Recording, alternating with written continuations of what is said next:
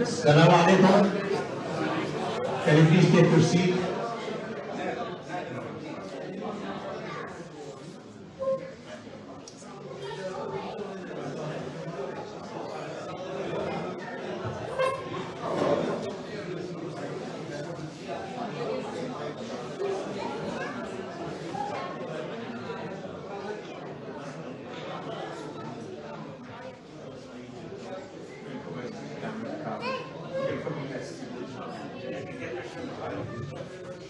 Assalamu alaikum, brothers and sisters.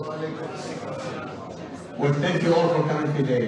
It is so nice to see the response from the community. Alhamdulillah. It has been a dream for the community for a long, long time to see a school coming to this area. Honestly, I've been here 43 years, and I hear about we need a school, we need a school. Alhamdulillah, finally, I think that dreams are coming true. And I can tell you, many of the brothers and sisters worked hard. A lot of them made calls, did investigation, visited school, and all this boiled down to today, inshallah. So we are very close to this area, to this reality, inshallah. First, I want to welcome, we have two guests tonight, inshallah. Brother Nasir, Dr. Nasir, and Dr. Gadis Awad. MashaAllah, Jazakumullah khair. They've been with us from the first time, along the way. They help us, they've been our mentors, they've been our guide, and they helped us at every step of the way to come to this today, inshallah. And they're going to help us until this dream become reality. So I thought before we start this presentation, inshallah, let's start with Al-Fatiha and a small dua, inshallah. So let's bow our heads and read the Fatiha, inshallah. Bismillah ar-Rahman ar-Rahim. Alhamdulillahi Rabbil Alameen. Ar-Rahman ar-Rahim. Maliki yawm al-Din. إياك نعبد وإياك نستعين. اهدنا الصراط المستقيم. صراط الذين أنعمت عليهم غير المغضوب عليهم ولا الضالين. آمين. And let's start with the dua, inshallah.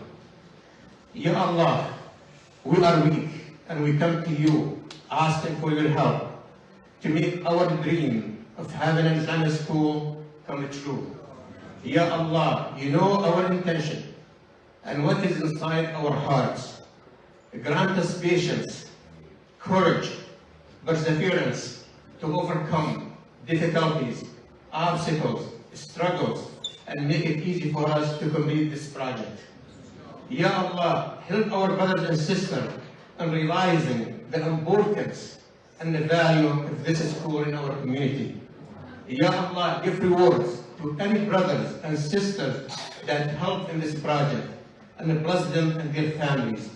And finally, Ya Allah, bring peace to all the brothers and sisters throughout the world. I know there are a lot of issues. Bring peace. Jazakumullah khairan. And I turn the mic to Brother Ahmed and Brother Muhammad.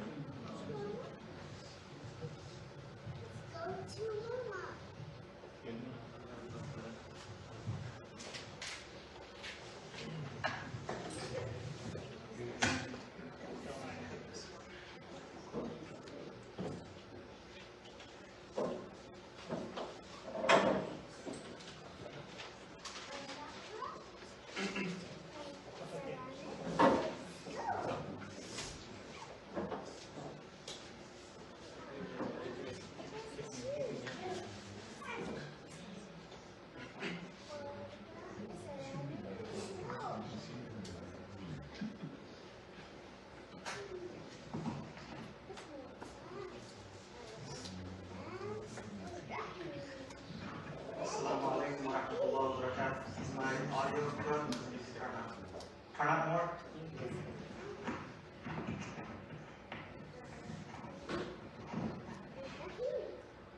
Assalamu alaikum wa rahmatullahi wa barakatuh. Good? So good to see everybody. MashaAllah, very good turnout. And like Brother Isa said,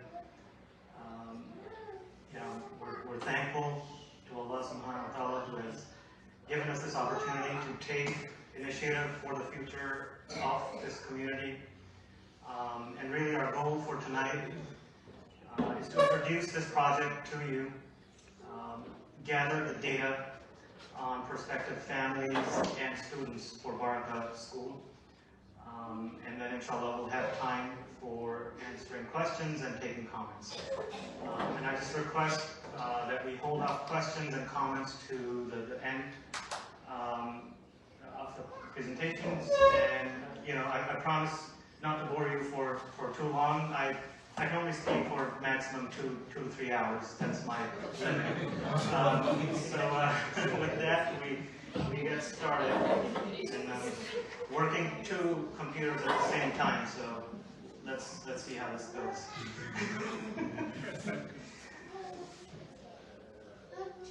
Okay. So agenda for tonight, really, we go over our mission statement, our vision, and again, it's really not, it's our vision, it's the vision of this community.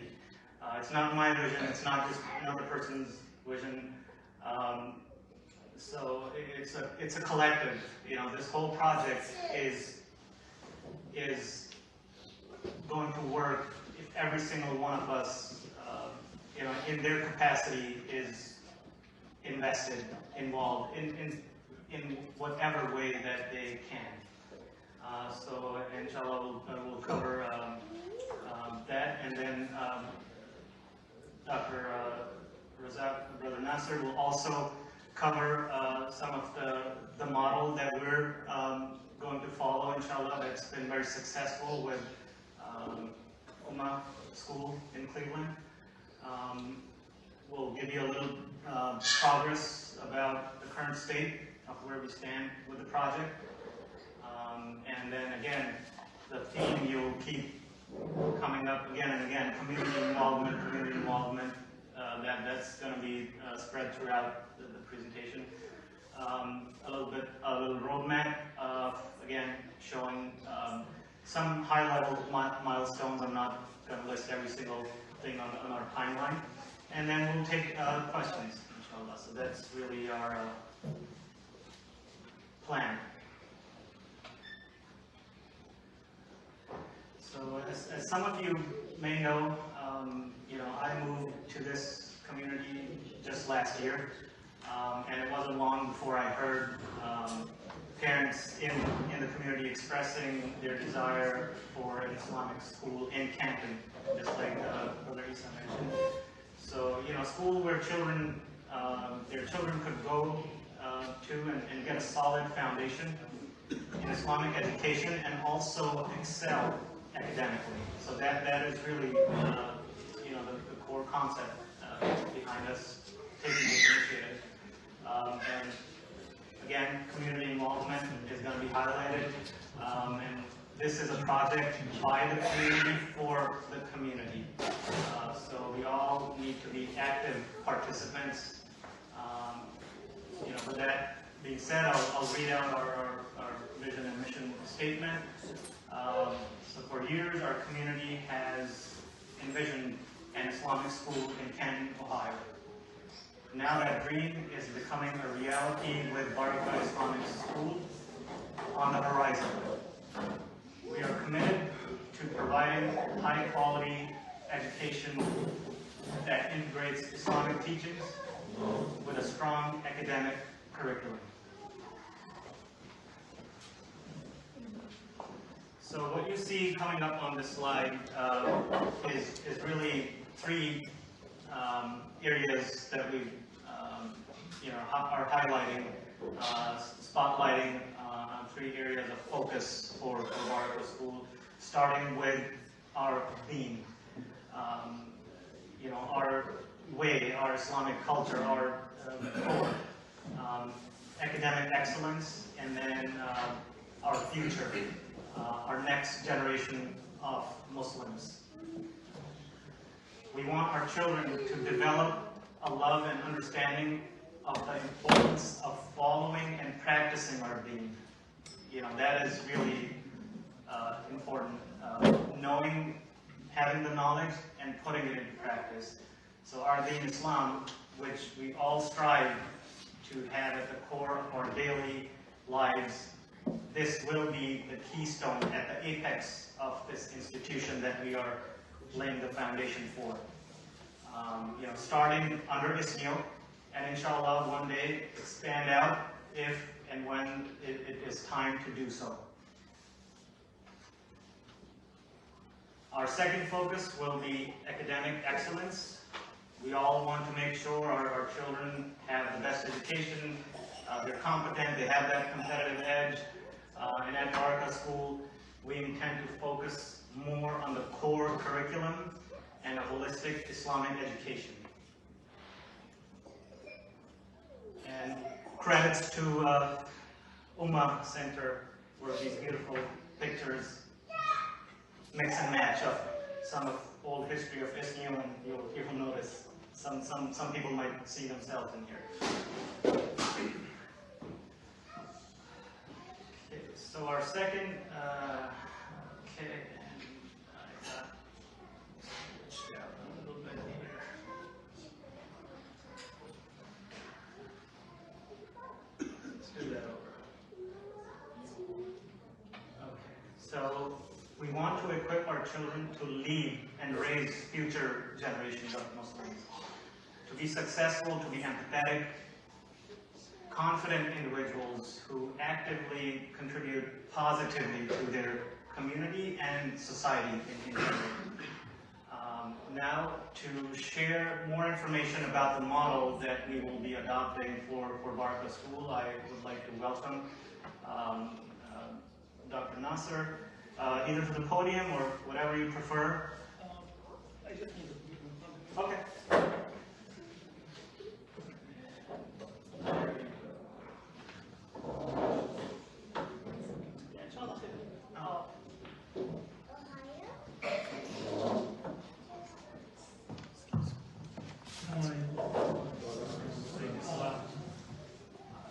Alhamdulillah, we've been in Ohio for quite many years, since 2006, and we've been looking at Islamic schools as a model. Alhamdulillah, 2 years ago we started a school, like a year and a half ago. Started a school in Columbia Station. That's 25 minutes south of Clinton Hopkins Airport. Alhamdulillah, the school right now has 114 kids. Alhamdulillah. We thought the school was going to start with 30 kids or something like that. We started last year with 86 kids. This year we had 114. Can you hear me? Yeah. So, alhamdulillah, there is a need right now for Islamic education. And by, inshallah, the vision is to follow the Ohio standards. So we'll be teaching math, English, science, social studies, all the required curriculum for Ohio, inshallah. Also, the curriculum will be selected from the best schools in Ohio, best Islamic schools in the nation. So we can actually choose the best curriculum that we see fit for our kids, and also that will ensure that the kids are actually having both excellence in dunya and in deen. So not necessarily some schools focus only on the deen aspect and the Quran, Islamic studies, but then the kids in academics are not really doing well. And then by 6th grade or 5th grade, you see their testing scores are going bad. You're going to pull them from that school, put them back in the public school, because you don't want them to end up not successful in this life. So inshallah, hopefully we can strive to have both together from dunya and deen, and it's a challenge. It's not easy to happen, but with the support of the community, with the support of the team in the school, it can happen, inshallah. Qualified staff is a very important aspect, and it's a warning we give to everybody. All the community look at the masjid or school as, okay, this is an opportunity for us to contribute and work. That's good, but when you're entrusted with the kids' education, with actually the education of a generation, it's really important to hire a qualified staff.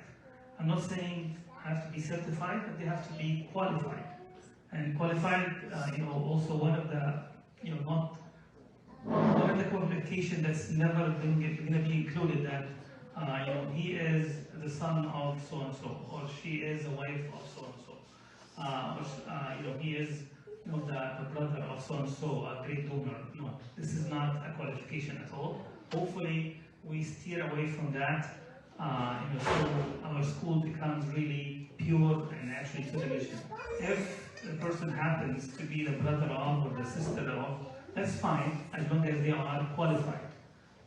And hopefully that's not going to be the pressure on the board or the administrative team to hire people just because of connection. So the qualification of the teacher is very important to ensure the kids are actually progressing towards academic excellence. Guidance, alhamdulillah, will provide as much support as we can. Alhamdulillah, my degree is in education leadership. Dr. Awad degree is in curriculum instruction in teacher preparation programs. So alhamdulillah, we can guide, and she guided the establishment of the school I am leading right now. 3 years ago, she did the same thing that she is doing with you right now, providing the timeline, providing guidance, submitting application to the Department of Education, and so on. And the last piece is, alhamdulillah, training for the teachers. When I said qualified, it means that people who have the knowledge, who have the motivation to do the job, and maybe they're not really having the 100% skills that's needed to do the job. And this will be helped by training. So training will be provided, inshallah. We will provide the training. We'll try to find somebody, even if something for technology, we'll get the best experts in the field to do the training for the teachers, so we can actually establish the school as we want.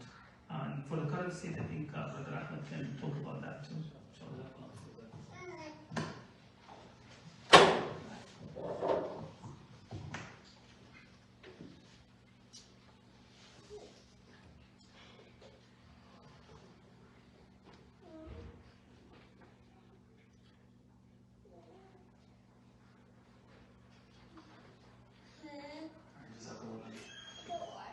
So current state, where we are right now, interim board. I'm honored to serve beside Brother Muhammad Rahman and Brother Isa Azad. They need no introduction, so I'm not going to do it. I'm just kidding. They're both, I call them, they're servant leaders. People who are always prioritizing needs of others and truly committed to the community. And I would also like to express my sincere gratitude to Sister Ghada and Brother Nader. And also, the ISNIO board for their early support and cooperation as we embark on this exciting project. The plan is that Baraka School will start operating under the legal umbrella of ISNIO, therefore, a DBA or doing business as it was filed with the Ohio Secretary of State. And we are currently in the process of entering into an agreement for architectural design services with a Uniontown-based firm. Alhamdulillah, the proposed work plan looks very promising. These plans will then be submitted to Stark County and Jackson Township in order to get approval for zoning portion of ISNIO Sunday School for full-time Baraka School, inshallah. And as you can see, there will be a preliminary draft here that's showing up on your screen. A lot of you are familiar with this layout. It's basically the portion of the Sunday school will, inshallah, start with 3 classrooms that are marked with the stars, in addition to the administrative offices and a break room, lunchroom, and an area for the teachers' lounge. And you know, getting this approved, getting paperwork submitted, this will lead us into getting the necessary safety inspections completed, you know, that are needed by the local authorities as well.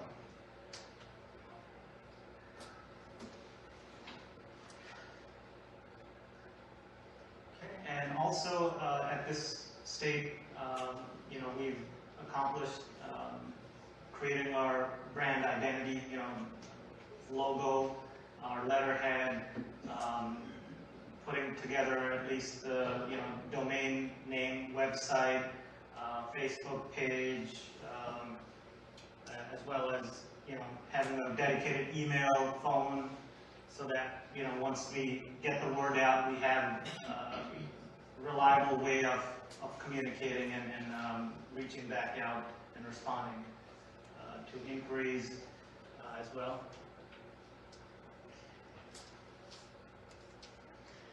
Okay, so yes, you know, as I mentioned again, community involvement, it's the heart and soul of this project. Whether it's volunteering, you know, serving on a committee, helping as a teacher, helping fundraising, enrolling students, we need each other to make this happen, because nobody's going to come from outside, you know, to do all the work. Yeah, yes, we're blessed to have mentors and guidance, but when it, as I say, when the rubber meets the road, it's us right here. So that is really, really important, and you know, towards the end, you have the opportunity. You can actually sign up to be a volunteer. It doesn't have to. You don't have to exactly say. And as I go through the rest of the slides, you can maybe pick one thing, and you're not going to be held like, okay, you can only stay on the, you know, the social committee and not move somewhere else, or anything and everything is really needed.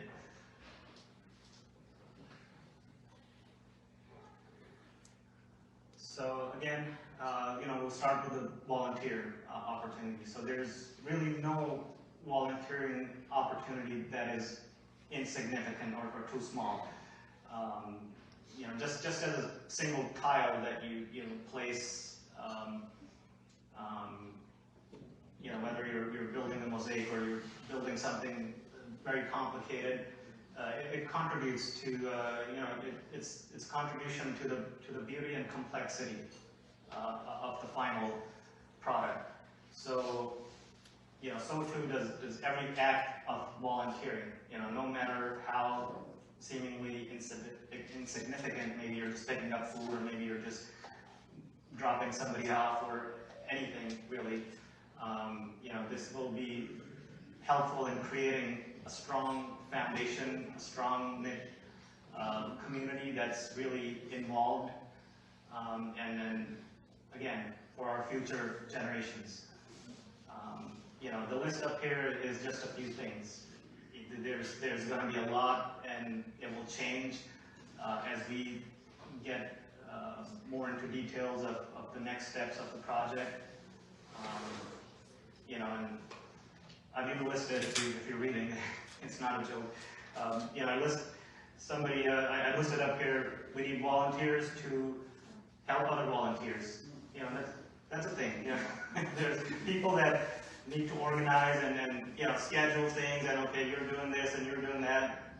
That's also needed. Next, we come to committees. You know, so right, we were thinking about this, and we want to make things streamlined and as much as possible, and not just have 50 of everything. And so, you know, that's what we came up with right now is, you know, three main committees: the school advisory committee, you know, the parent involvement committee, and then the fundraising committee. And a lot of things can kind of fit in these categories and really everything. So for example, the school advisory committee, will be providing input and feedback on school policies, programs, decisions, advising on the planning and strategic goals and goal setting, and also to support the mission and values of the school. And this can include parents, teachers, administrators, other community members as well. Parent Involvement Committee, this is kind of really, the core of everything that will go around in terms of building relationships, socialization, planning family events, volunteering opportunities, and I can keep, going on with the list. Last is fundraising, and that kind of deserves a slide on its own, not because I have any fancy animations or anything in there. It's just important. So why is it not showing up? Oh, wrong computer. Okay, here we go. There we go. Okay. So again, Baraka School will operate as a nonprofit. What that means is that it's not meant to aim to generate revenue beyond, what it needs for stable operations, essentially. That's going to be our goal to start. So donations and fundraising will definitely be a very critical point in helping, families that may need assistance and covering some of the costs, things that are needed for the school. And obviously the fundraising committee, I'll just mention a few things that obviously they will be involved with developing, the plans, developing fundraising plans and events, creating the timelines, creating the targets for fundraising, as well as identifying donors, donor relations, cultivating, that culture as well, and support the school to sustain. So really, get the word out, right? So where we start, we start at home. Whenever we start a project, and this is home, so we pick up the phone, talk to a relative, pick up the phone, talk to somebody else, share the videos, share the flyers, etc. So that people, there shouldn't be anybody left who said, well, I didn't know this was happening. Well, now you know that's happening. So, with that, we come to the point where I spoke about early in the presentation, which is one of the goals is to capture data to look at, because a lot of questions that you may have, or we all have, we need to look at the data to say, where are we starting? We're starting here because this is how many kids we have, this is the grade level interest we have, right? So we only can make those decisions after we're able to study that data. So really, please take out your phones, scan the QR code, and this is for those interested in enrolling your children. Again, critical for us to collect this data to make decisions about our first school year. I'll keep this up on the screen for a few moments.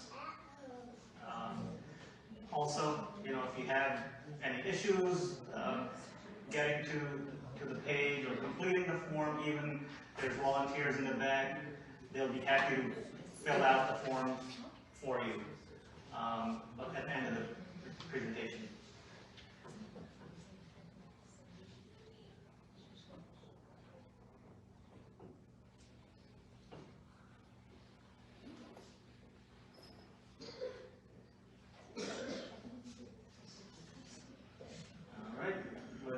We'll go to our summarized roadmap.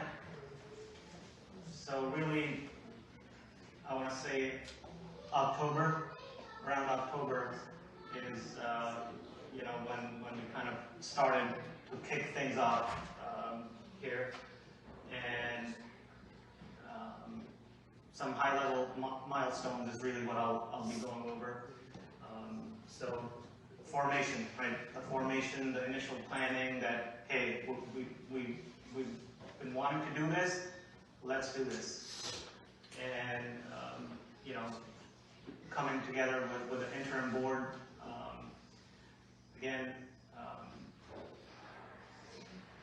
if anybody has any interest of any sort, you know,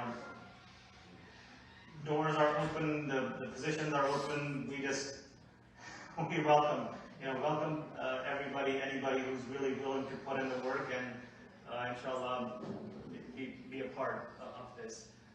So next, you know, we move into our milestone number 2, where we're looking more into the systems, software.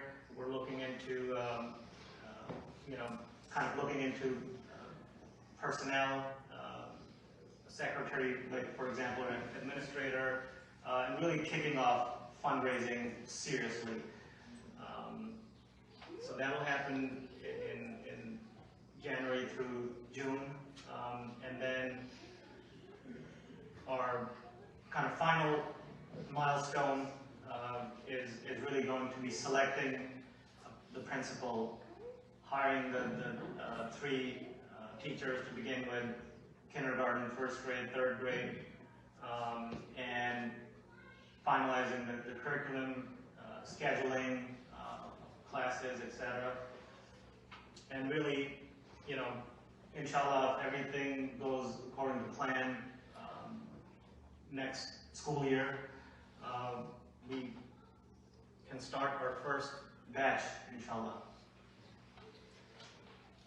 So, with that being said, you know, we'll soon open it up to questions. Again, I really want to thank everybody here for their attendance today, and this is really a symbol of your commitment and support. So, you know, before I open it up to questions from the audience, if anybody wants to write their questions, we can definitely pass around flashcards. Otherwise, please don't be shy. We'll pass the mic around. And please understand that we may not have answers to all the questions, and that is okay, because it's part of the process. But if we don't have the answers, I know somebody who will, right? So it's, again, we're in this journey together, right? And we're blessed to have the experts that we do, like Sister Rada and Brother Nasser, who are willing to really help us and guide us to our destination.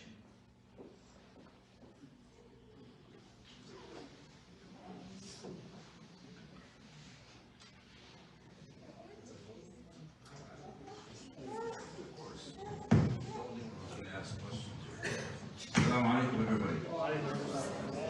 I just feel first I have to qualify myself. For you who don't know me, my name is Nader Abedin. I've been Northwest Ohio resident for 40 years. I've been in Stark County for 30 years.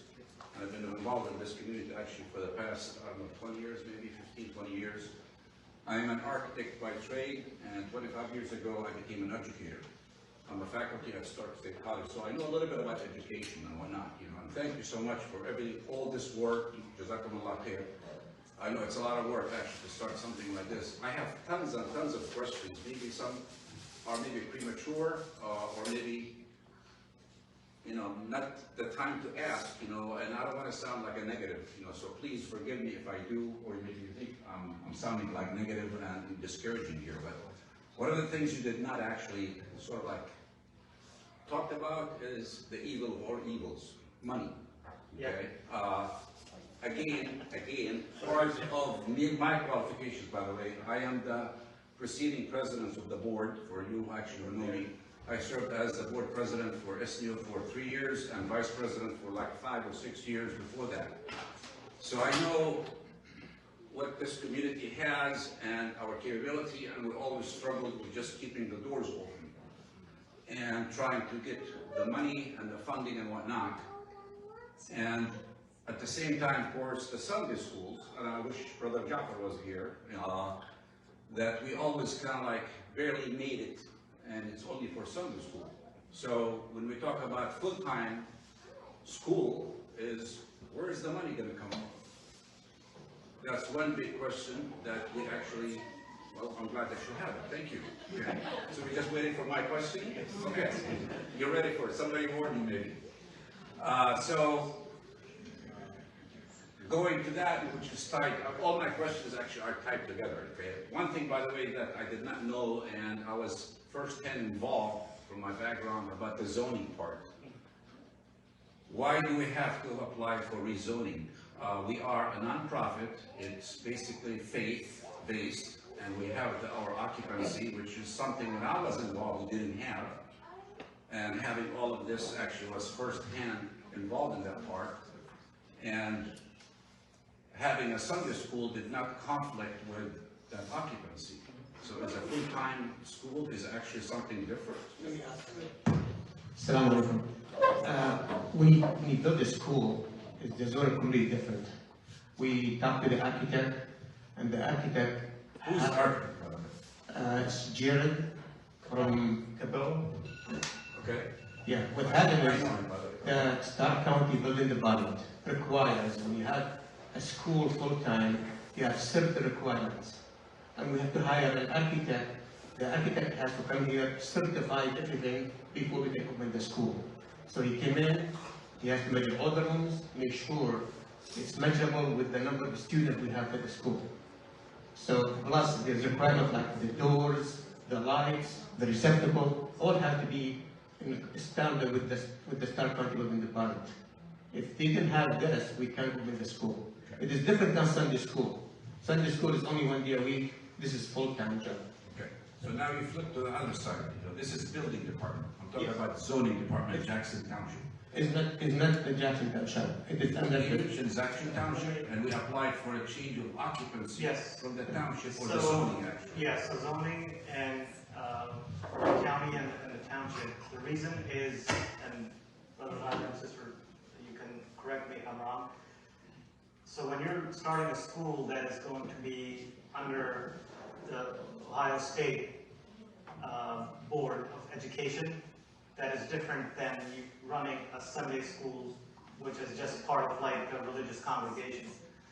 So that is the main reason for rezoning that portion from religious use to E2 or E3, whatever it's called, education. Okay. So that if we want to run the school that is certified and it's running under the Ohio State of Education, that if we want to apply for state funding and we want to make use of programming and all that, we have to comply with those requirements. That brings actually another question. Sorry, I said too many questions. So we are going to be, Baraka will going to be a chartered school. Baraka is going to be non-profit. So here's how the legal. It's not the profit. Is it chartered or non-chartered? By the Ohio Board of Yeah. Education. Sorry. Yeah. Yes, chartered non-profit. Yeah. Okay. Which means all the laws actually will apply, including the teachers. And you said something about, Dr. Nasser, about the teachers have to be qualified. Well, have to be actually certified, have to be licensed. It's, again, this is how it's done. The teachers have to have a bachelor. The teachers have to have a bachelor degree. That's what the state requires. You have to have a bachelor degree from an accredited institution. In what subject, the state doesn't require that. That's why I said they have to be qualified, not just having the bachelor degree. The state has a minimum requirement. But for you to achieve quality, you have to have a teacher who can actually teach, who is motivated to do the job. And then there is a certain certification that the teacher will go through the Department of Education later on. Right, so they have to have that certification. Yes, but the certification is kind of a mere formality rather than they have to go to study for them in the School of Education. You don't have to have a degree in education, for example, to do that. So that's the piece of it. Okay. And again, let me answer the question that was not asked. Why do we need state approval? Why do we need the state to approve us? Because it's going to give us a hard time in fire and zoning and right. Funding, the state would provide for our students from kindergarten through 8th grade around $7,500 per year. So if they pay $7,500 per year per kid, this will really make our life easier because you remain in deficit by 100,000 or so. You can fundraise that to bridge the gap. And once the community see the value of education, they're going to work with this too. There's so many things once you get accredited by the state that you can get funding for the grants and the a choice scholarship that you can send your kid free to a private school. And this also comes with the caveat that the school is under the scrutiny of the state. That's fine, we can take that as long as we're getting the support for our families. It's not mainly support for the school, it's going to be supporting the families to pay. Supporting the family to pay tuition, which will keep the school running. Which actually brings up my next question, is that what is the estimated fees of tuition per family or per child, including, of course, the support from the funding? Assuming we're going to have the funding, right? These will depend on a few factors: fundraisers, the state funding. If everything goes smoothly and we have it in order, the fees will be a lot lower. If we don't get the state funding, well, I can't give you the number because, like, do we get a $10,000 or do we get $100,000 for the fundraiser? The number will be changed. So that's why we have an enrollment form. On the enrollment form, we ask parents who are interested to sign up to put what they think it's affordable to them. We take these numbers and we go do the math. Let's start with about 25 students, for between 25 to 30 students between the 3 classrooms. If you do the math, take this number, divide it up, and use a fundraiser, you'll be able to figure the number. Oh, you want me to do the math? No, you're supposed to do the math, not me. I'm looking actually at, the Islamic school in Isaac, what's it called? I can tell you. They are about $5,000 per year. Correct. How about $8,000 per year? Correct. The Ummah. Faith Islamic is not 5,000. Faith Islamic is 6,500. That's actually for the higher class, but from K to Pre-K is the one that you're talking about. Pre-K to first grade and second grade. Yeah. I have the numbers. Go ahead. You want me to secure the numbers? But I think the Okay. idea that Brother Allah has is 315,000 as well. Yeah, pre-K is 5,135. Kindergarten to 8th is 6,650. And your school is 8,000. With the funding. With some funding, right? No. My school just got funded this year.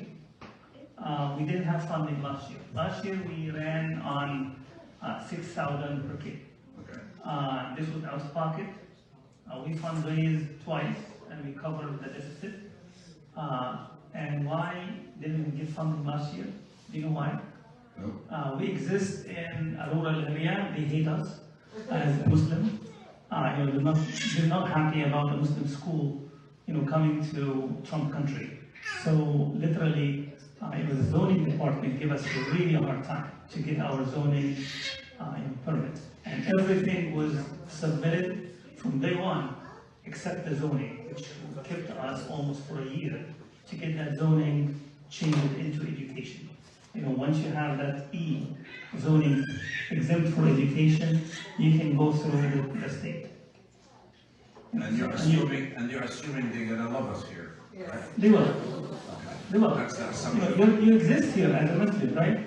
What's that? You exist here as a masjid. Of course we do, yes. So alhamdulillah, I think Mr. Muhammad can talk about the zoning. I just wanted to share something with you. What we started here, we're not the only one did it. we took a lot of examples from a lot of successful schools, including Omna Center. They went through the same thing. MashaAllah, now they have more than 160 students, 114. MashaAllah. We went to a lot of other schools and we talked to them about how they start. So we trying to take the lead, but we trying to get heads up because where they started in fundraiser only. And that is a challenge, like on the fundraiser only. We trying to take the state funding piece. So that's why Dr. Lada and Dr. Nasser, they try to help us get ahead as much as possible. So like I wanted to answer your questions about the cost, and I can give you the exact cost now, but it will be, if we get state funding, this is how much. If we don't get it, this is how much. I can tell you these numbers, but that's why I'm hoping that we get the fundraiser and we move as fast as we can with the state funding, inshallah, and then we'll be able, this is the first presentation, so we don't want to get false numbers. I still don't have a number. I still don't have, like, from somebody who wants to enroll with kids. It's like an idea. Is it $2,000 a year? Is it $5,000 a year with the funding? With the fund, Is it I'll tell you what. between 2 and 10,000? The sweet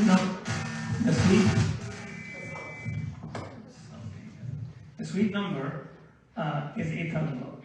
Okay, $8,000 is a sweet number. If you can do $8,000, you're ending up with a very limited, budget deficit that you can cover easily. $8,000 is not going to be covered by the state. The state is going to only cover, the 6,700 that's really mentioned in FIA. So this is what the state is going to cover. If we manage to get the school to be approved by the state early on, you get, what happened is, this year, for example, my school is covered totally from the state. So, 88 kids from my 114 are covered by the state. So the parents are sitting back and relaxing. With some parents for paying the 8,000, you're talking about,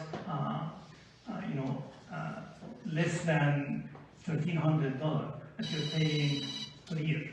On 10 installments, you're paying $130 per month to provide quality education for your kids and Islamic education at the same time, which is, not really that expensive. You can still go with the lower model, which is going to be the 6,700, but it's going to leave you on a bigger deficit.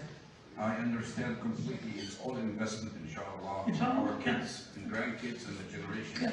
But the reality is reality, and that's why I'm asking these questions. Yeah. You're welcome to ask. Is that I don't want it to fail. Another thing, by the way, I did not even mention, I was actually one of the directors for Interfaith Campus Ministry between Stark State College and Kent State University. And they run a daycare, only a daycare, okay? And they are actually in the red. After the COVID, they got a lot of actually funding from the state, and the funding actually expired, ended. There's no more funding, and now they cannot actually balance their budget. And they're doing this fundraising right now, but they are really on the verge of shutting down because of that. And I hate for that to happen, but that's the reality. So we have to have all that actually in consideration when we start something that you don't want it to close after a couple of years. One thing that I think I have the answer, but I want to make sure, because again, I worked firsthand on having this building and this location to be tax exempt. When I started being involved, we were paying property taxes, and slowly but surely we applied for part exemption because we had a leased business, and then we applied 3 years ago through actually the whole exemption. I hope all of this change will not change that, that we are going to be exempt. Schools are not for profit, so it's totally exempt. Sure. Yeah. I mean, I know, I think I heard the answer, but I want to make sure that's actually going to happen. Okay, thank you. Yeah, there's always risks, and risks are, for some things, risks are worth taking. And this is one of those projects. We can do our best, we can do our due diligence. That is all we can really claim at this time. I'll let him actually talk at the end, still no more. I will actually also just discuss an idea. Definitely, and I really appreciate your thoroughness and keeping us honest. And again, like I said, this is a community project, so if the community is not going to ask questions, then who else is going to do it? Thank you, brother. Sorry for interrupting you. So we get into the numbers, and I'm just a chemical engineer, so I don't do as much math as an architect, I'm sure, so maybe it's too confusing for me. But I think for my question, mine's just simple, because I'm afraid there might be people who would be too embarrassed to ask it. So as far as maybe the first batch or even future state for IEP, is there going to be, are we going to have the capability for Baraka School to accommodate IEPs for students who need?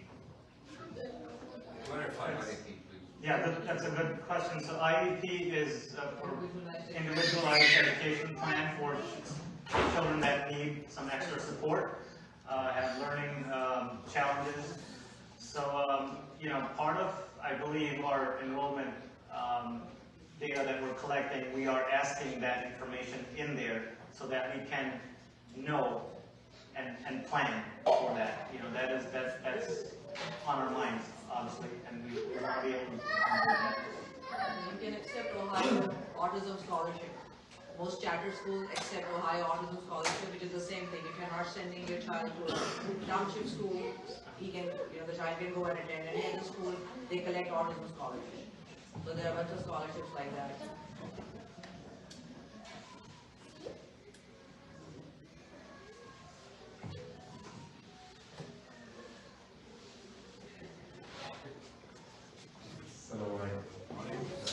So how much are private schools, like, St. John's Aquinas, how much are these schools per year on average?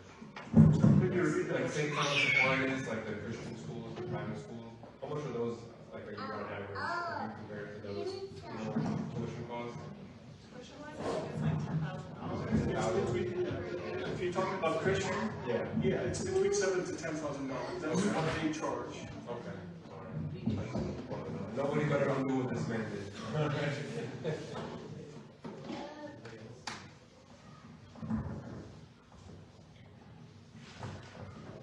If you prefer to write your question down on a piece of paper and hand it over, that's fine too, if you don't like to be in the mic.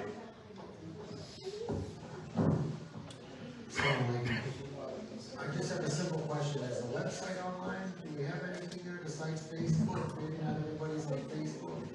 Yes, on the back of the table here, there's some flyers, and it has the school website, Facebook, and YouTube channel, all that. And this is where we're going to start communicating with everyone about the next steps and the enrollment, everything. Right now on the website, you will see simple coming soon with information about the email, phone number, how you can contact us. But later on, we will start adding to the website different things about enrollment, teachers, sign in and all that.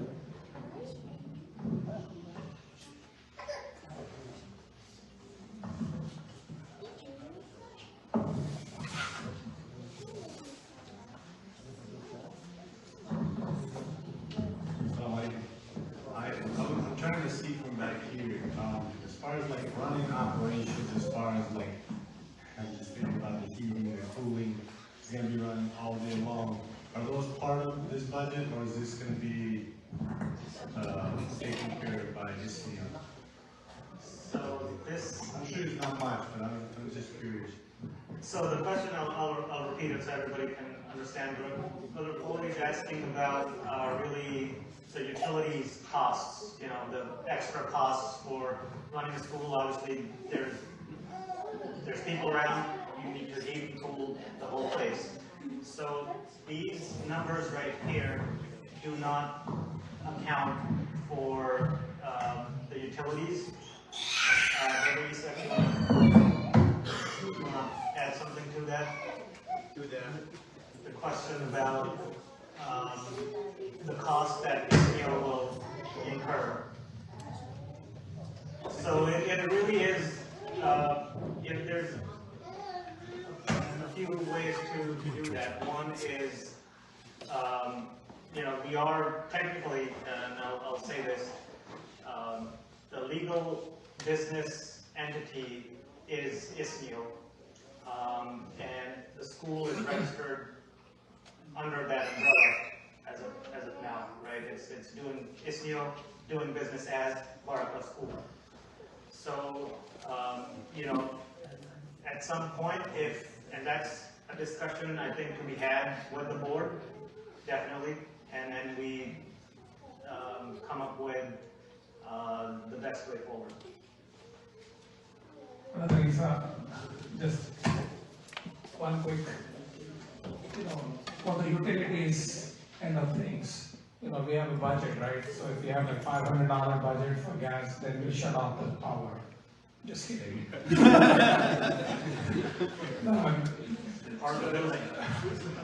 No, Jazakallah, very good questions. I've been involved in this community since '95, and Alhamdulillah, it takes me back to the memories we had when we started the Sunday school. And I remember most of us here, a lot of people are not here, but all the kids, they're grown, some are married, they're all well established right now. But it was an interesting journey with what we encountered. We went from going home to home, picking up chairs, tables, and preparing attendance registers. And we were not educators, we just became one in a short, very quick. So it's a very exciting journey that we endured and have very good memories of that. So like any project like this, you got to have a lot of patience and keep working. There's going to be a lot of questions come up, prepare your answers. And what Brother Nader had brought up as really good things. Please don't get offended by his questions or anything, but these are real questions. I've been financial director for the board for a long time, and one of the things that we encountered is our operating expenses. We have a target at say between $80,000 to $100,000 a year, and then we do a fundraising every 2 years. And the reality is, it's been a struggle for us to raise that much money. But alhamdulillah, there are ways. You don't know the ways. There's a lot of people, I'm telling you and sharing this from my heart. A lot of times these things, a lot of people just come down, going around, find this masjid, they come to pray, we show them around, they make a check right there. I didn't expect that to happen, but Allah knows His ways to, if you have a good intention, things will happen. But there are also, as a human being, we need to be very, business driven, because it's, at the end of the day, you're running like a, corporation essentially. You have accountability aspect of things. And, besides being good, you got to have, farsightedness in terms of, what our things are. Like if you do a project, buy a house or something, you need to have enough cushion, in financial cushion, to make sure that you have that type of things for you. So that a lot of unknown things could happen.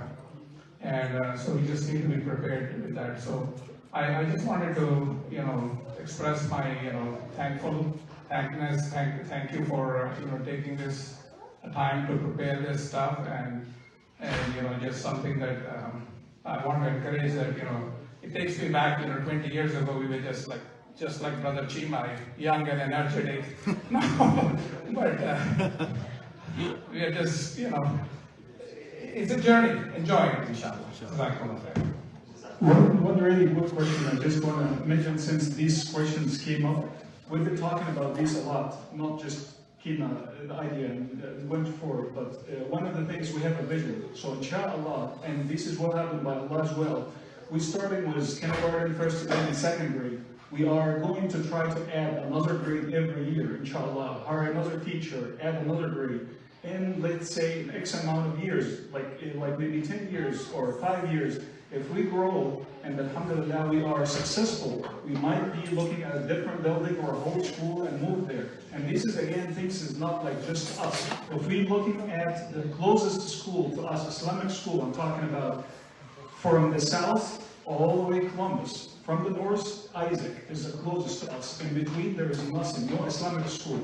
And one of the things also to keep in mind, the school, when you have like an Islamic full-time school, it brings community to that area. So some people, if you look at other successful schools, mashallah, people trying to move around the school to live there close to the masjid. So this is things, inshallah, it will help us to bring more people, more Muslims into the community, inshallah, but Allah as well again. But this is something, our vision is not just start with, this is 3 grades, we're inshallah, we're looking to have a full-time, hopefully, and maybe in the future we'll have a college, who knows? Inshallah, and we'll be talking about that.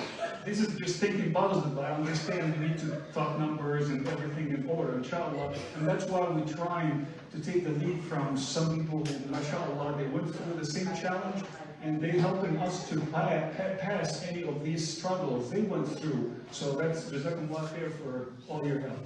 I just want to mention this so you can think about the vision. It's not just about kindergarten, couple of grades, and that's it. We're thinking more, like bigger than that, inshallah.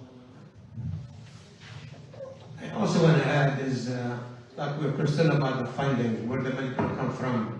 And I can tell you, at Masjid al-Rahman downtown Canton, we have a small masjid. We live in a very, very poor area. Not much funding at all. But alhamdulillah, we've been there for 21 years. So the funding will come, inshallah. Somehow it comes. We never have an issue. I'm sure there are people that are willing to help. Some people who don't have kids, they might say, I want to do a sadaqah jariyah, or I want to volunteer, or I want to do anything. So there are a lot of people that want to help more than we think. So we can say, because of the funding, we're not going to do it. We're going to have the intention, inshallah. We're going to try our best, and inshallah, it will happen. It will happen with Allah as well. And there's a question here that we came. He said, will the school have a playground for the kids? I'll tell you, inshallah, yes. We'll be in the back by the shed back there. It's not going to be elaborate, it's not going to be big like the other school, like the public school, but there will be a playground, inshallah. I just wanted to share something. The Prophet ﷺ said, إذا مات ابن آدم انقطع عمله إلا من ثلاث: صدقة جارية أو علم ينتفع به أو ولد صالح يدعو له.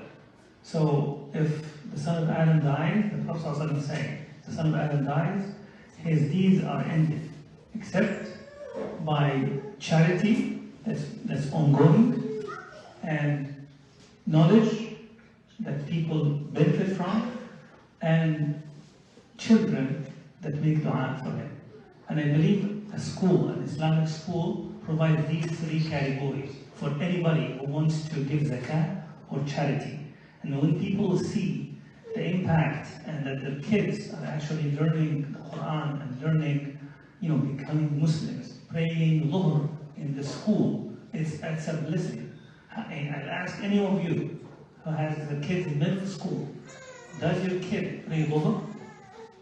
Can you pray Dhuhr? Every day he's coming after Asr, coming home after Asr. We didn't pray Dhuhr, right? How many of your kids pray Jum'ah? That's a huge difference, and it's a community project. It's not these three people. Those people are just volunteers, and we're inshallah volunteers too. So it's a community project for everyone.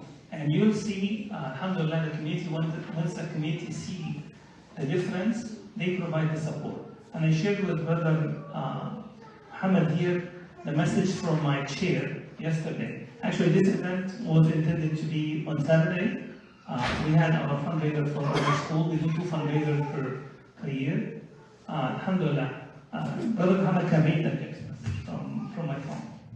MashaAllah's text message said, we collected donations and pledges totaling $243,000 so far, and with 25% match, we'll reach $304,000. We will get more donations in the next few days, inshallah. And this is from the fundraiser yesterday. So just sharing positive things as well, inshallah. And again, one thing I think we all know, Brother Isa said it earlier, Allah knows our intention and Allah knows the heart. So I believe in as long as we have a good intention, Allah will help us. Somehow, somewhere we will get there, inshallah. With your help. I have a question for Brother Sister. So you mentioned about qualified teachers, right? So I see that as being a challenging thing for a school to operate, correct? So you've been going for a couple of years now. How big of a challenge is that? And the second, related to that question, is for the academic curriculum, is it going to be limited to Muslim teachers or non-Muslim teachers as well? Inshallah. Finding good teachers is hard. However, in the early grades, you need the motivation first because the content is very small, very limited. So if you're starting small, if you're starting from the lower grades, the content is not a challenge as much. The major challenge is somebody who's hardworking, somebody who has the intention to get the work done. And at the beginning, it's a startup. Anybody here who's running a business and a startup business knows that in a startup, everybody wears so many hats. People pick up the slacks and do the job. So these are parts of where, finding those individuals from the community is really a challenge. Closing it to Muslims or non, it depends. If you're open, if you can really find a Muslim teacher, you'll have to open to non-Muslims. However, so far, alhamdulillah, my school so far doesn't have a single non-Muslim teacher. It's not really that we're having a policy against non-Muslim, but as long as we can find qualified individuals, that's fine. I'll give you a very interesting grant that has been approved last year. Grant is called Grow Your Own. As a private school, right now, I can provide anyone in my community $7,500 per year to go to college, given that that person after to go to college education. Once they get an education degree, they are committed to work in my school for 2 years. Free, it's not really my money, it's the state money. The state is providing me that option that I can give as many individuals as they are committed to come to work for our school, as long as they're seeking a degree in education, to go, whether a bachelor or a master. So anybody with a bachelor in communication can go into education, get a master's degree in 2 years, for teaching elementary school, for example, and get their licenses, and this will be almost free of charge. I'm sorry, $7,500 is not going to cover the whole year, but it's going to cover a lot of the tuition. So pieces like that is being taken into consideration also, and as Brother Muhammad said, it's the intention. If the niyyah is clear, inshallah, Allah will help. Allah will help. There was times when in my school I felt it's really hard. It doesn't happen. It's problematic. And subhanAllah, it moved. Right now we started when Ghana was planning the school with my board. They were thinking about only going to 3rd grade. Because of how many people, applied, they moved it until 6th grade. So we started from pre-K through 6. This year, we have waiting lists on pre-K 3, pre-K 4, kindergarten, 1st grade, and 4th grade. So,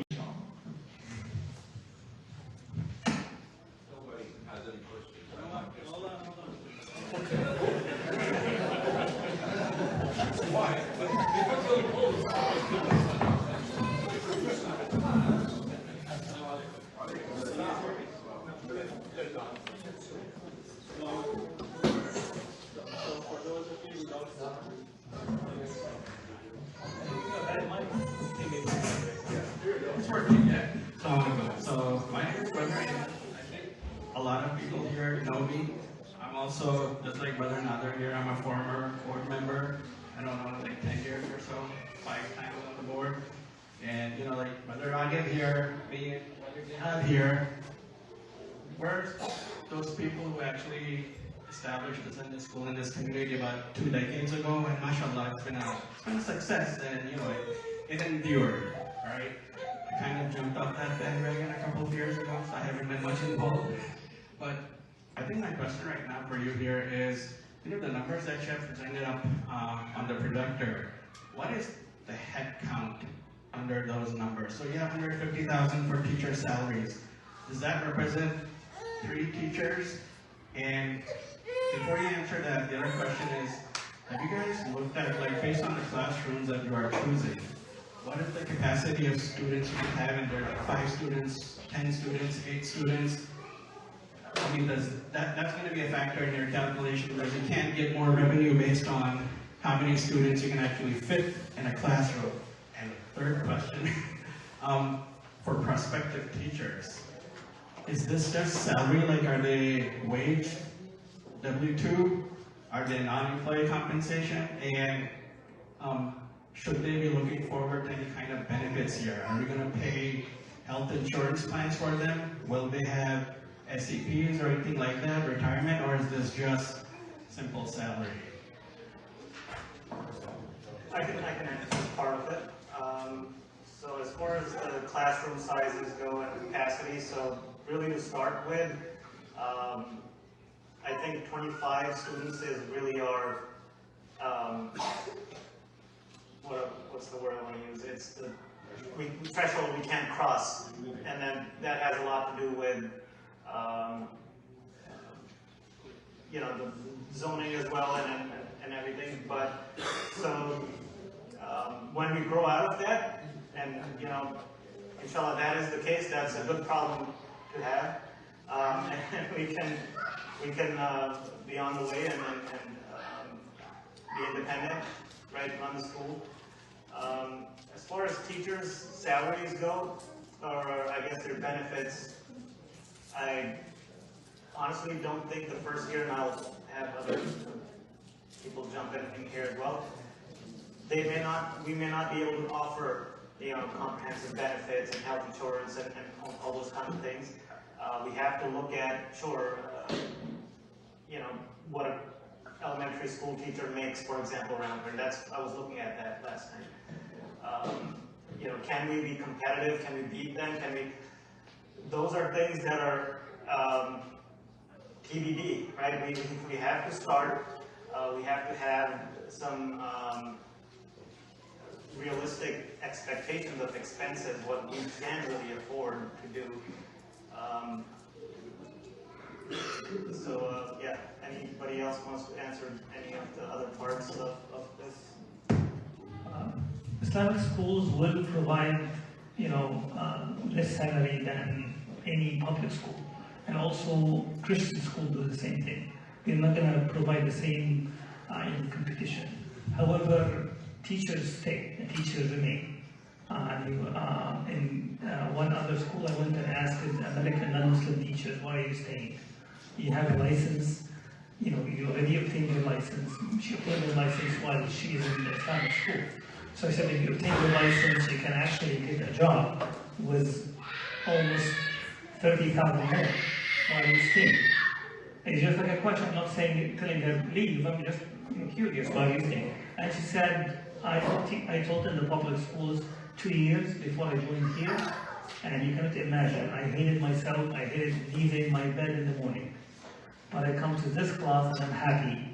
Coming to these kids. These kids have no disruption, no problematic issues. And we call our kids impolite, and we call them they're really, lousy kids, lousy to our standards, but not compared to the public school system, not compared to what they see in the public school.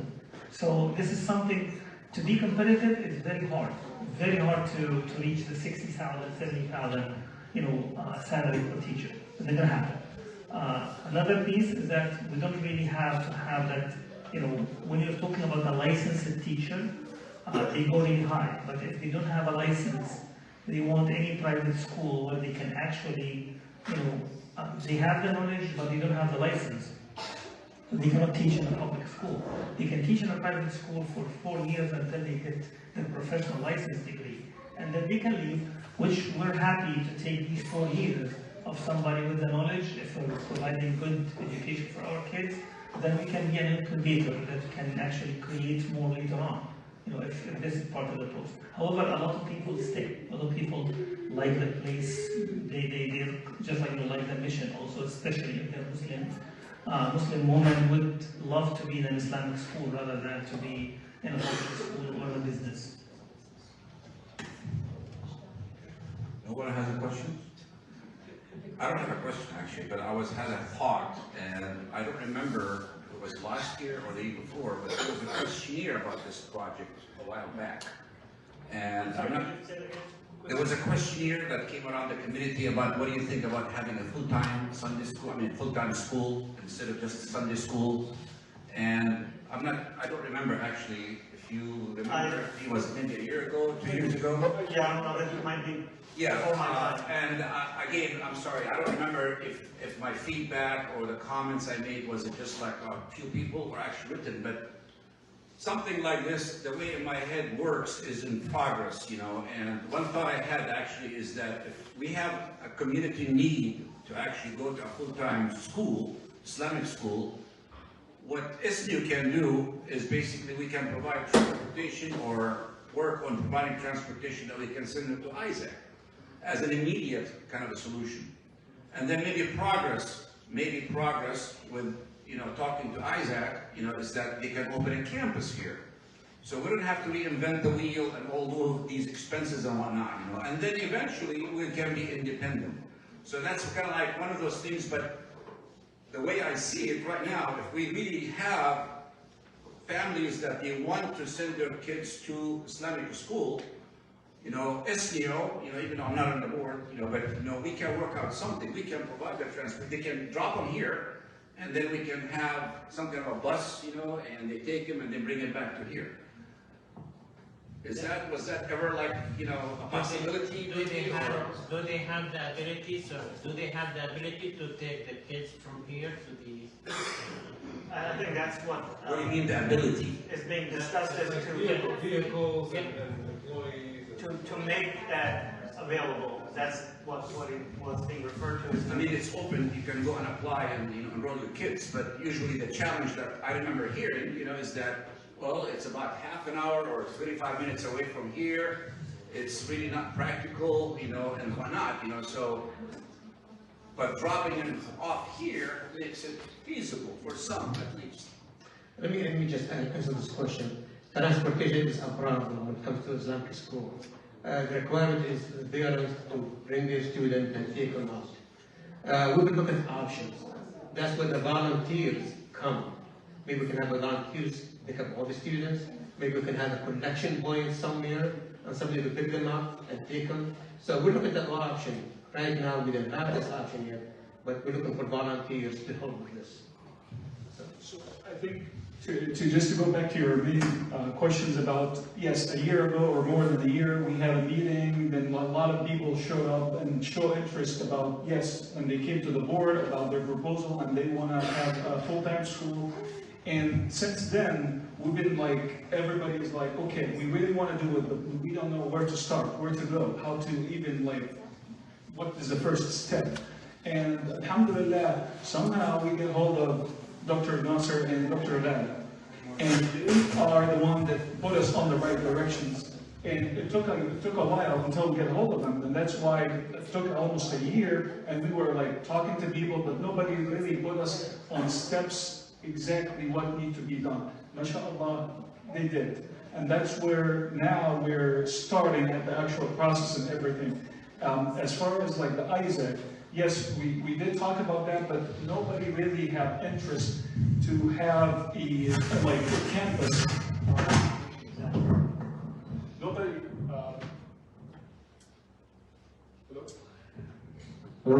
Nobody really had an interest to have a campus for like their school somewhere else. Why like they fundraise and they have all the community there help kids here? That is the question. So, like, that's why there's interest to start the school here, not to take the kids to Isaac. What I was going to add is, when we had that meeting about a year ago, honestly, Dr. Asif, but he can go over this. He did make the calls, talk to people, and maybe Dr. Asif is going to add a few things to what happened in that meeting. He did investigate, ask questions, then we interviewed.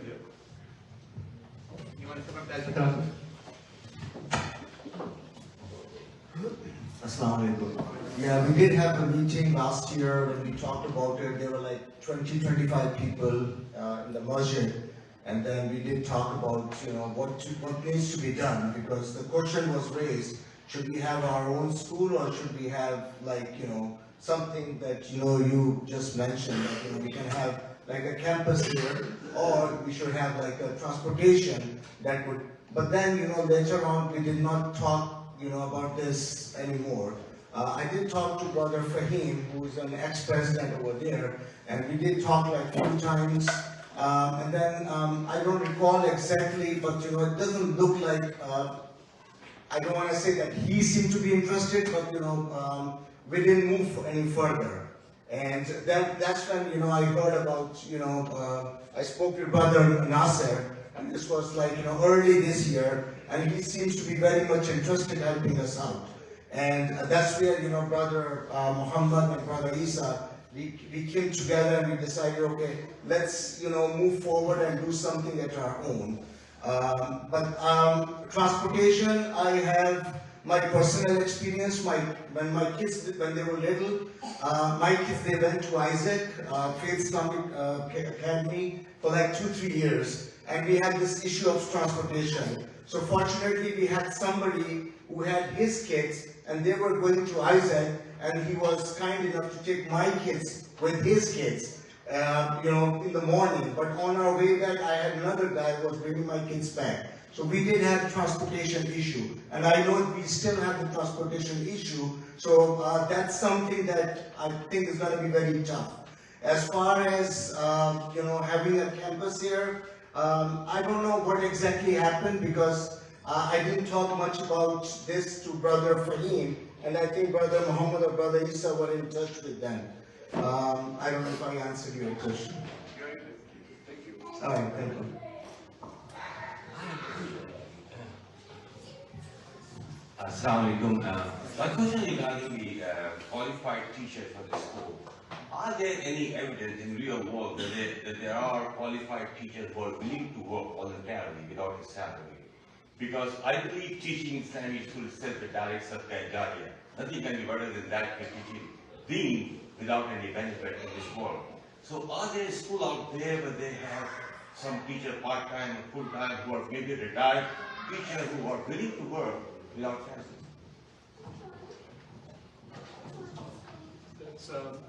It's a very interesting thoughts, and I can tell you that this is something when we discussed and thought about it, it's hard to ask somebody to come and volunteer and be committed to come every day at a specific time and have readings, and like, it's a lot of work, so it's hard.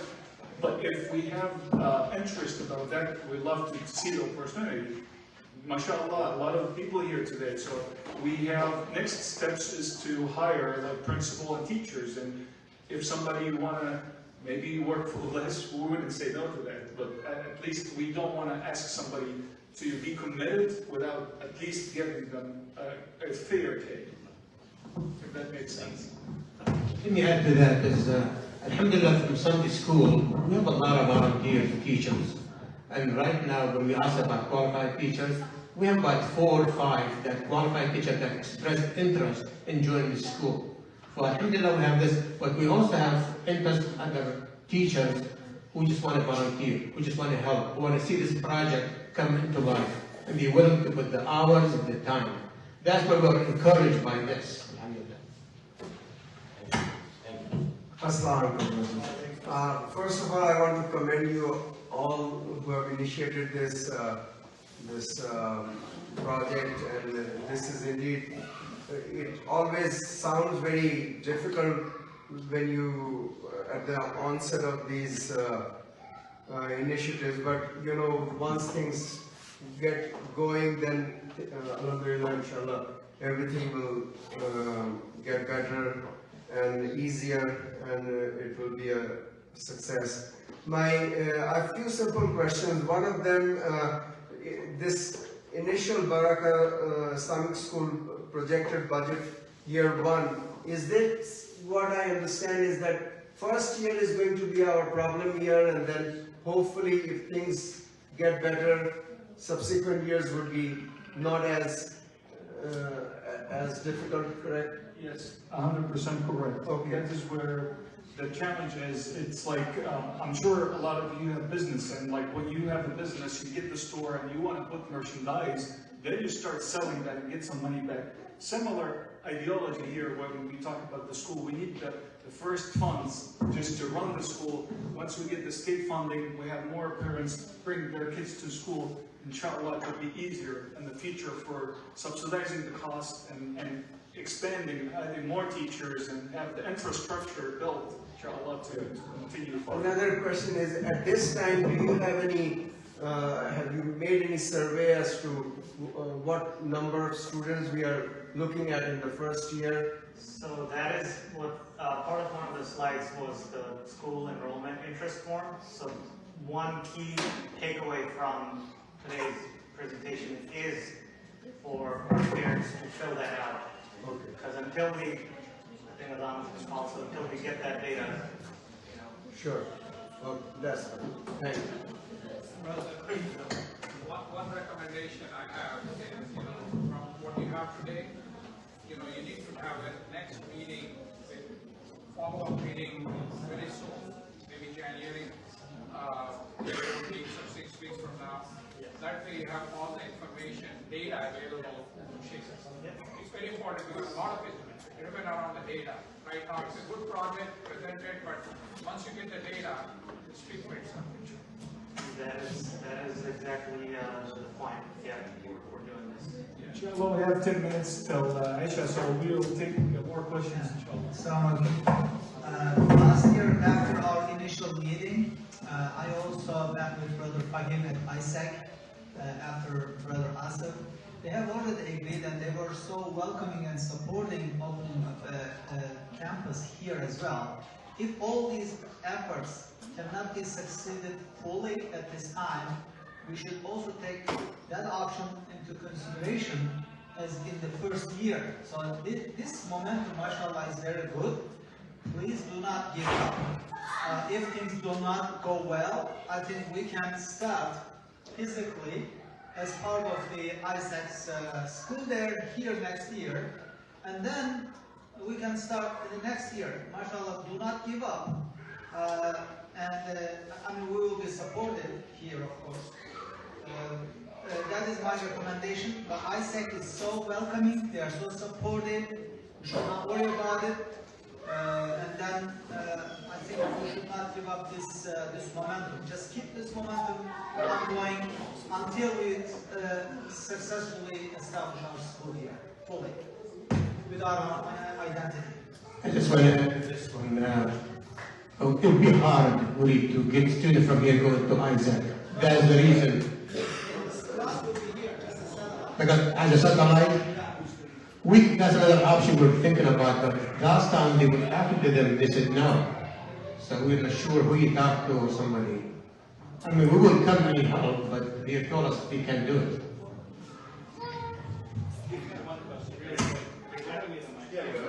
Got another question here. It's not a question, it's a comment. Assalamu alaikum wa rahmatullahi wa barakatuh. It's very beautiful, that project. And I just want to encourage you. In the beginning, any project in the beginning, it's dead. The input projects are bringing is normal. I don't discourage for that. I'm encouraging you. It's going to be up and down. This is only the beginning. People are, you guys there, you are at a different frequency. You vibrate differently than us because you know more than us in your project, for this project. Those people, they have different experience. Of course, they've been in a situation where they scared, they have a concern. They're going to be those concerns. Don't let those concerns set you back. It's part of the processing to keep up going. It's a beautiful project. It won't be easy. It won't be easy. But every big project like this needs science and faith.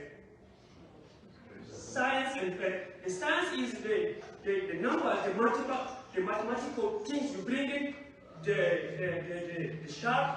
The faith is, Allah is there. Allah is there. Don't give up. Don't give up. Don't give up the faith. Like Bob Marley said, Don't give up. Keep up with that, whatever I say. Jazakallah for your positive energy, Brother Abu Bakr. Jazakallah khair. One more. Last one. Can you hear me? Brother Rami? Okay, it's a quick question. What is your criteria for a go or no go? Like, what's your minimum threshold? I got like 10 students, 15 students, 20 students per minute. Like, what is the criteria for a go or no go decision on this? So the question is there a minimum number of students we are willing to start this project with, whether it's 5 or 10 or 15 or 25 or...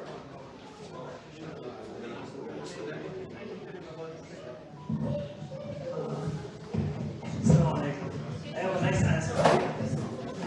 We helped, alhamdulillah, 3 years ago we helped a high school start in Cincinnati with a very interesting number of students. And they got accreditation the first year. Just ask me how many questions, how many students? 1 student.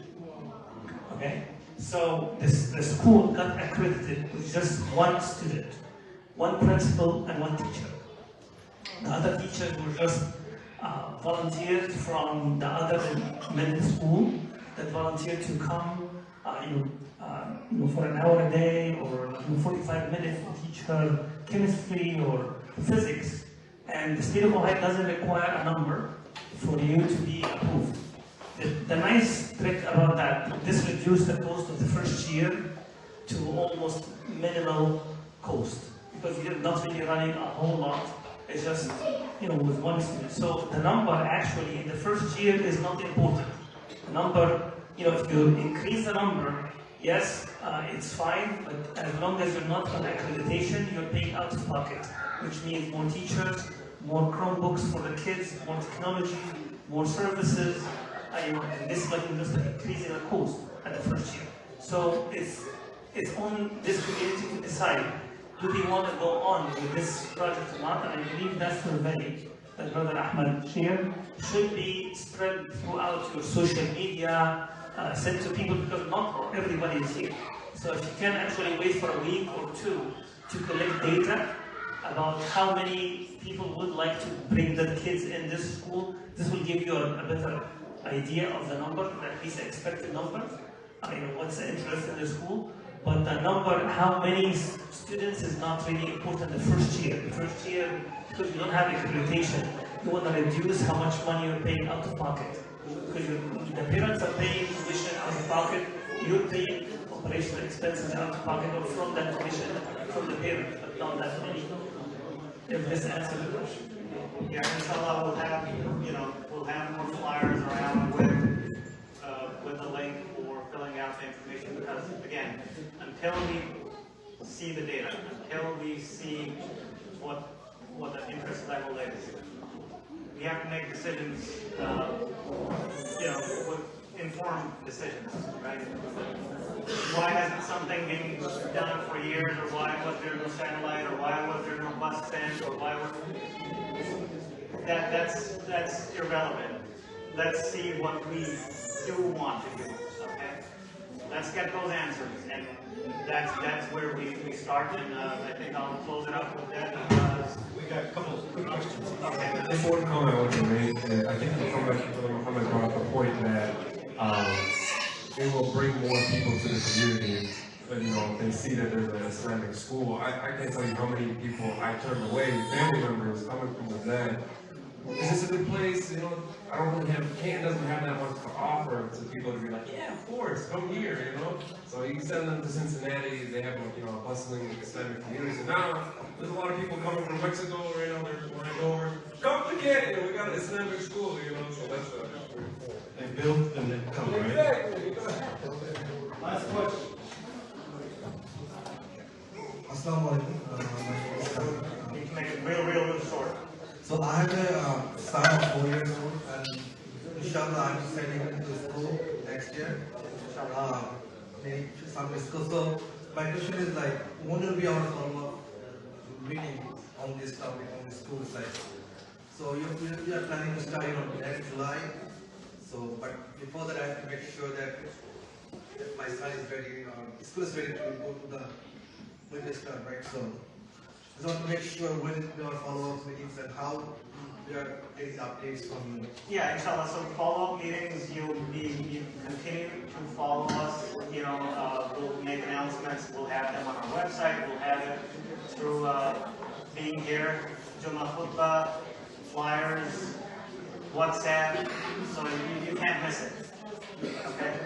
And to answer your question, whether to be ready or not, that is our plan. But you know, we have to stay updated and keep people updated.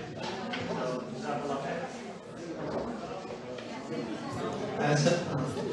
Assalamu alaikum. We're going to have more presentation in the future, so this is not the only one. So we can come again and ask questions.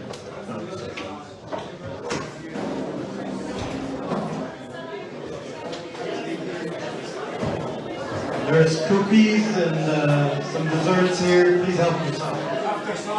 We're going to pray Isha and then have the cookies.